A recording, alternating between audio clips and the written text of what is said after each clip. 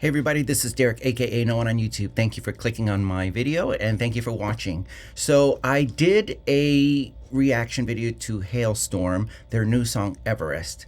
It got blocked. So right now I'm disputing that, and so we'll wait and see for them to unblock it. I just created a new playlist called Unblocked Videos because for some reason after they unblock it, I don't know what happens to the video. Does it go into YouTube limbo or something? Because then it gets like no views and all of this stuff. So I want like an area where if you're interested in watching the videos that got blocked, you'll know exactly where they're at. And I'm going to start sharing that playlist. So right now it's in that playlist. Excuse me, no, it's not in the playlist because it's not unblocked yet, but it is on my Patreon right now. So all of my blocked videos immediately go to Patreon for viewing. There is a free membership, but for the blocked videos, there is a $3 tier, $3 per month tier where you can watch unblocked videos and also have early access to my videos, and any Patreon requests go first. And anyway, so that's where that's at. So the reaction that I'm doing today, as you see, there's this guy on YouTube. His name is Thoth. Better than thought, right? T-H-O-T. Anyways, I digress. So Thoth.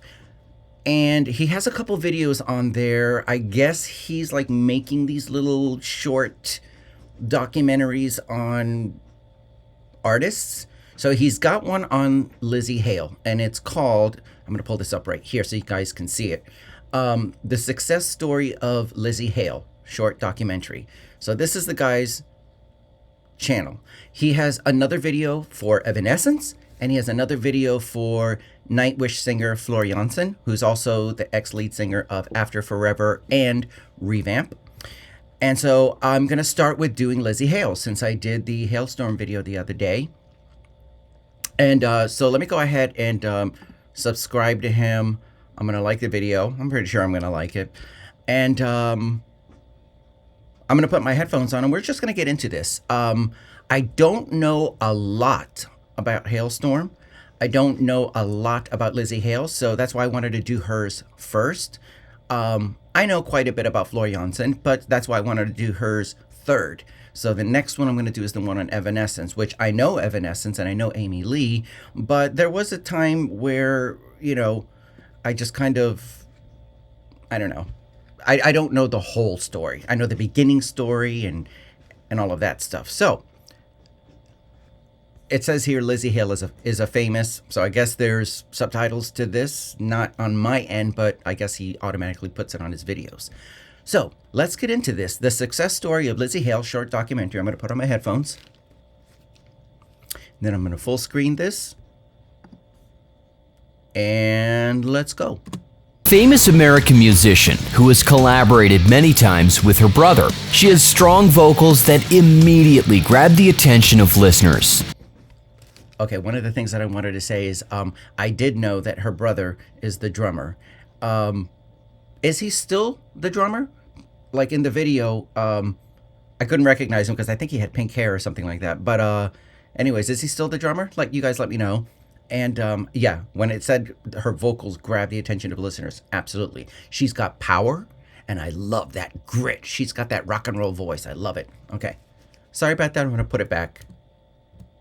Lzzy Hale is a famous American musician who has collaborated many times with her brother. She has strong vocals that immediately grab the attention of listeners. You may be inspired by Lzzy Hale or love her music. Whatever the case, knowing more about her can help you become a better fan. So let's look at the life story of Lzzy Hale through some interesting facts.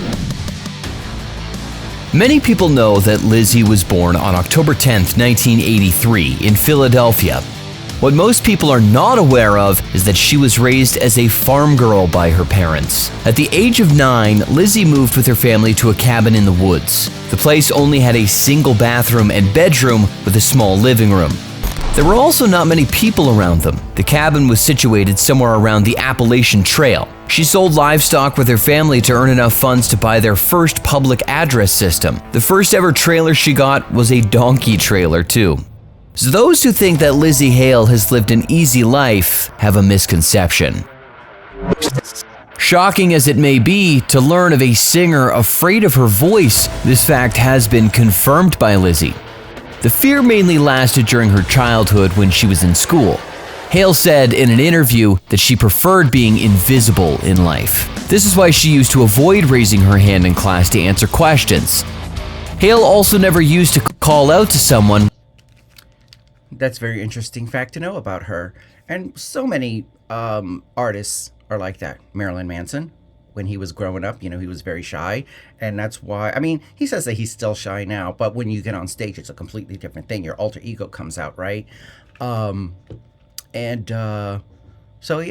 cool to know that, obviously she knew that she had a voice, but she just didn't find that confidence yet. But she was a child, so anyways, let's keep on going and seeing like how she progressed. And let me just put it back a little bit.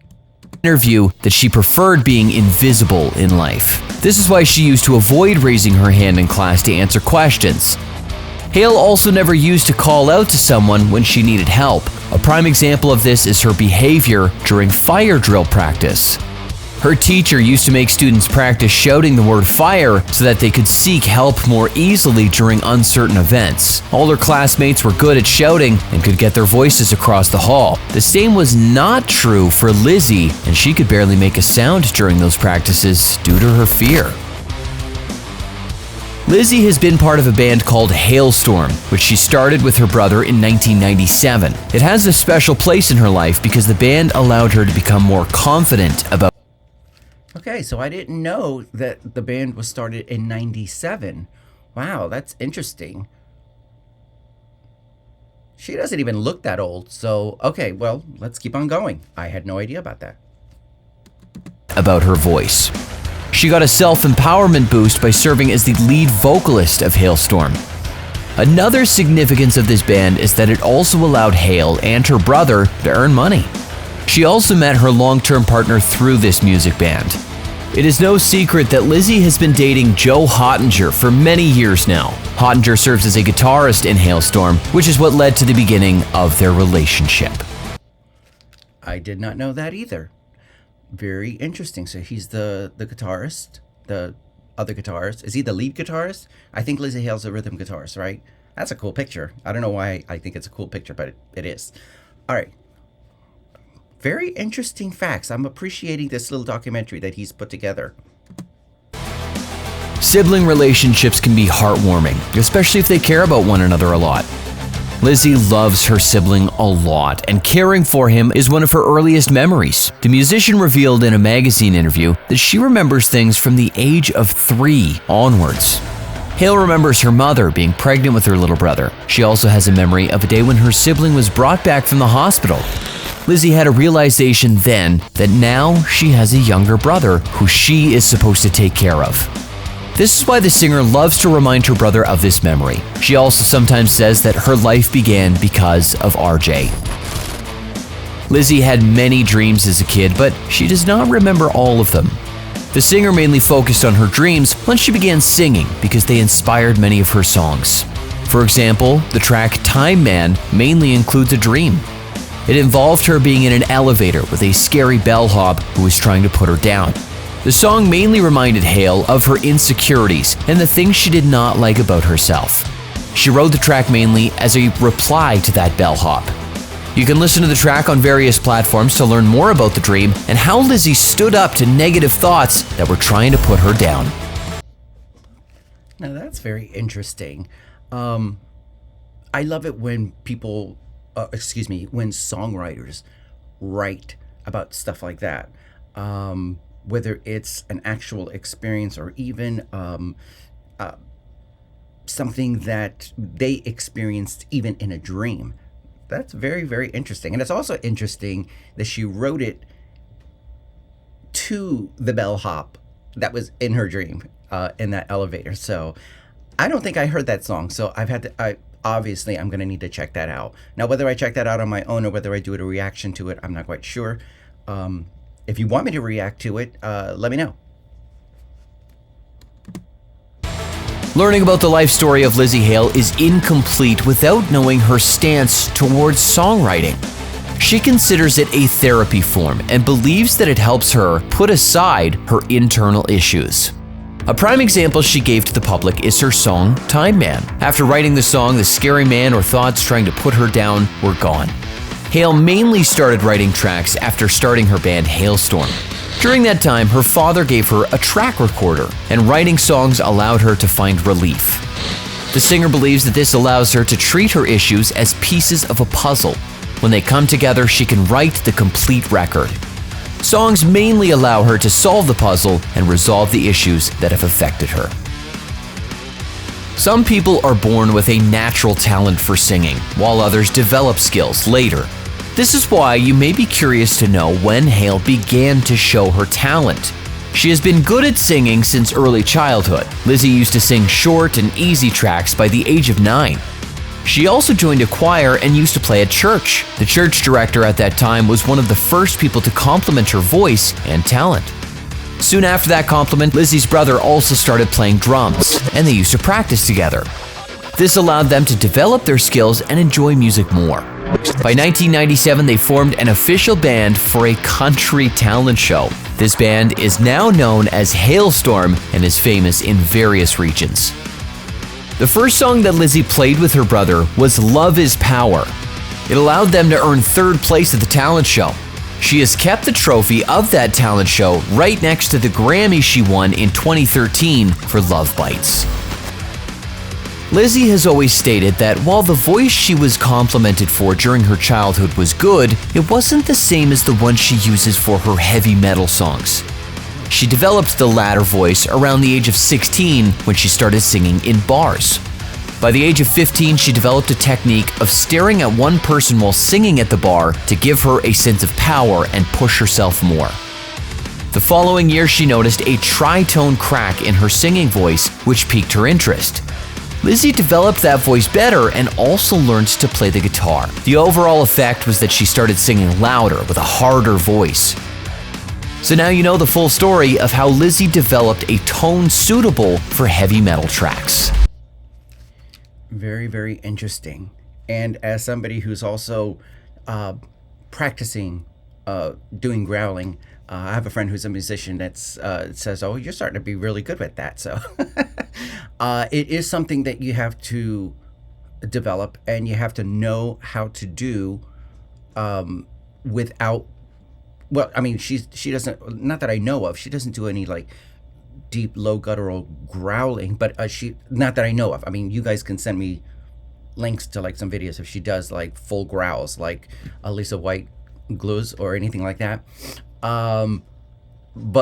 Yeah, to get that rasp and to get that rock and roll grit, it's great that she was able to find that. I guess that heard that crack, she got interested in it, and then she developed it. And it's so important for vocalists, screamers, growlers, whatever, to know your body, know how to do it without ruining or damaging your vocal cords. So very important. And so now it doesn't say anything that she took any kind of vocal lessons. So it says that she developed them. So I don't know if she did that on her own. But either way, aren't we thankful that she's got that grit? She's got that rock and roll grit, and I love it. You know the full story of how Lzzy developed a tone suitable for heavy metal tracks.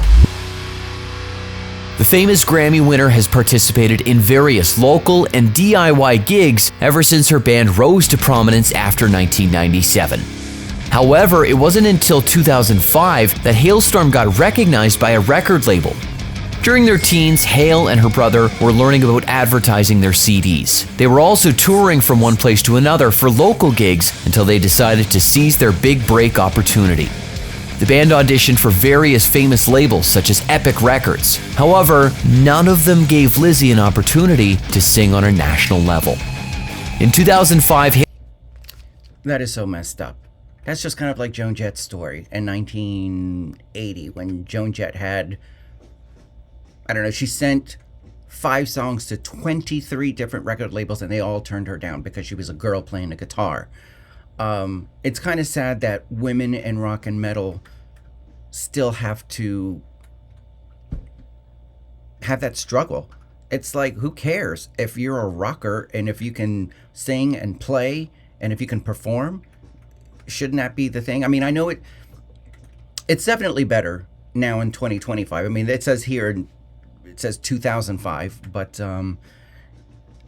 anyways, I guess they're going to say like when she did finally get accepted. So let's just keep on going. I just kind of wanted to say that because it's just so annoying that all these decades, like, people have made a big deal about women in rock, and I personally am so inspired and I love all these female rockers, and so that's why I wanted to do these little documentaries from this guy. Them gave Lzzy an opportunity to sing on a national level. In 2005, Halestorm signed a deal with Atlantic, which offered them their big break.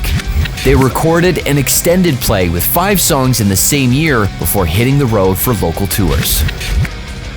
Lzzy had to face many struggles before she debuted in 2009. She started writing tracks for her first album around 2007.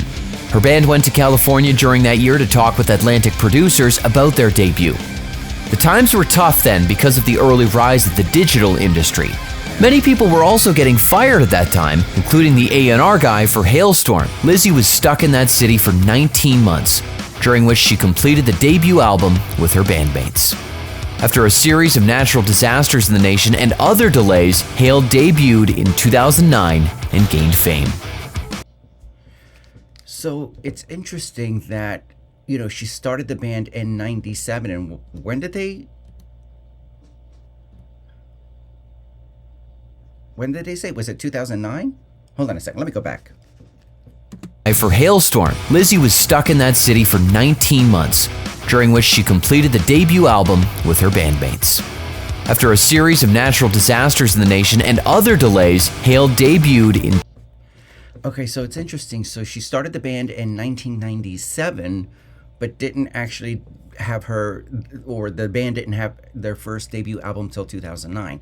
I didn't know that. That's very interesting. But just like in her new song that I just reacted to, Everest, about just keeping on going, no matter what the challenges are, she really is speaking from experience, because that's what she did. She kept on fighting. She kept on going. She climbed Mount Everest. All right, let's finish this out. In 2009 and gained fame. Soon after the debut, Lzzy started working on her second album, which was released in 2012. She was also nominated for the Grammy for that album. Interestingly, Hale won that award, which was shocking for many people. Since that win, Lzzy has not looked back and continues to grow her fame. The musician also won the Best International Artist Award for Heavy Metal Awards in 2023. All right. Awesome. Lzzy Hale is a famous American... Stop. I'm telling you. But anyways, that was a really cool little documentary. And I'm interested in delving into Halestorm and Lzzy Hale. Like I said before, I know some of her music and the band's music, and some of the covers that she's done. But I never did a deep dive, only because, and it's not just with the band, or just with a lot of bands. And that's why I'm kind of glad that I'm doing reactions now, because it gives me the opportunity to make the time and kind of throw myself in there. So anyways, I hope you guys enjoyed this little documentary. So follow this guy. His name is Thoth. And so I just subscribed. I liked his video, and I'm going to do the other 2 videos, the one about Evanescence and the one about Christianson, after this one. And I'm going to put the link to the original video in the description box, and also Halestorm's information on all their socials and everything, so that you guys can go support the band. That's so important, supporting the band with merchandise, supporting the band at their live shows and all of that, especially like they were saying, in the digital world that we're living in now. That's where they make their money. So let's support the bands doing it that way. And this is Derek, aka No One. If you like this reaction video, click like, it helps me. If you like any of the other reactions that I've done, I have a playlist of all the reaction videos in one playlist. You can take a look at that. And if you'd like, I hope that you will subscribe. I'm not going to command or tell anybody to do it because it's up to you if you want to do it, but it will make me happy. I also have a Patreon. There's a free membership there, and there's a couple of 2 modest paid tiers there. Or if you'd like to send a request via PayPal, all PayPal requests will go to the top of the list. But that doesn't mean that you have to do that.